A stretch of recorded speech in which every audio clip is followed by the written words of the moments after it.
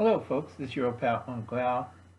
People have been asking me, Uncle Al, about money belts. Well, there's two kinds. One you can wear right here, Uncle Al's fat, like this. That's a money belt, and that keeps a few things.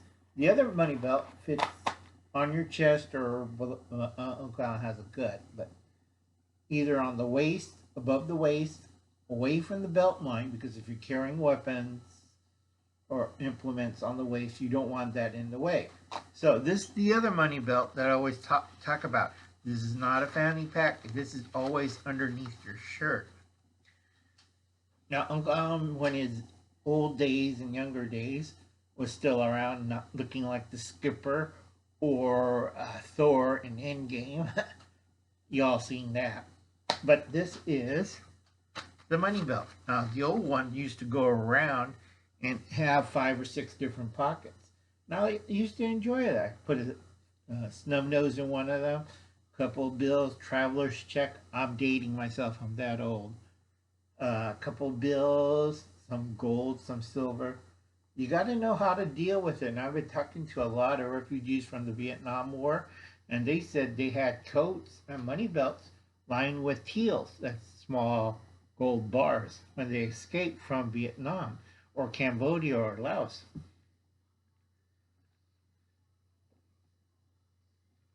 A lot of you don't have any ideas, but I talk to a lot of refugees and they tell me a whole bunch of things, including the mute.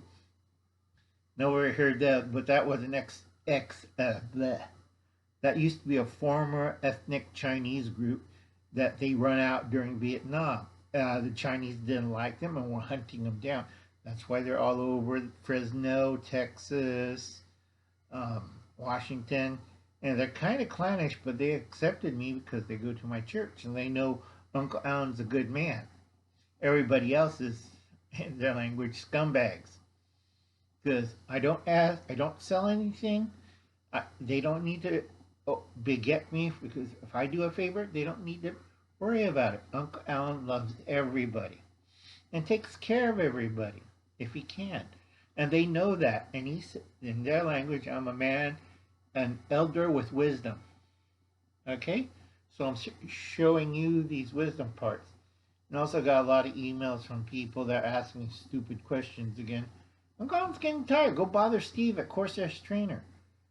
The other channel you want to watch is The Ungrateful Peasant. He's going to do a travel series talking about carrying cash and stuff. Let's see. This is why Uncle Alan's going to die soon. A Sunday chats. Okay. And I'm trying to stop myself from talking, but it doesn't help. Okay. Okay, Captain Crazy. This is hint, Sunday hint number 2. A lot of people don't understand it. Captain Crazy wants either an African or an American summer. He wants to do what everybody did in Iran or Afghanistan. See how wonderful that turned out. Captain Crazy wants, like when his boss was in office, an Arab Spring. Now he wants an African or American summer. Arab Spring is a lot of people considering taking back the peace medal and giving him war crimes that you would not believe. So history will judge people as time goes on. I wouldn't be caught dead in those people's shoes. Okay, hint number 2, Captain Crazy wants either an African or American summer. Go look around you, see how wonderful everything's are. Fields are getting plowed over, they're shooting cows, they're dumping milk in the fields. You go look at the price of milk, it went up to $6.99. You go look at Tommy's homestead on the East Coast, there's barren shelves. Okay? So, like I said, I didn't vote for Captain Crazy or his crew. Right now, they're doing a witch hunt of the Capitol riots. It's their fault, but they're covering their tracks. Now, the witch hunt, known as history. Okay, so we're talking about either an African summer or an American summer. Now, I tell everybody, go check history, and if you're in South Africa, go check history again. This was a setup. The riots was a setup. Nobody really listens to Uncle Al. If you can't fill in your paperwork and do the paperwork, I think it was impact shooting. A nice South African guy. Go get a rifle. Skip the pistols, a rifle. All right? If you're living in South Africa, do the paperwork. Don't tell your neighbors about it.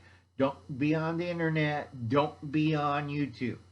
You contact everybody by what? Old skill Uncle Alan learned.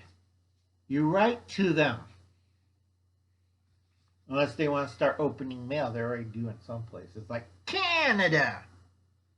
Okay? So like I said, you want something like this.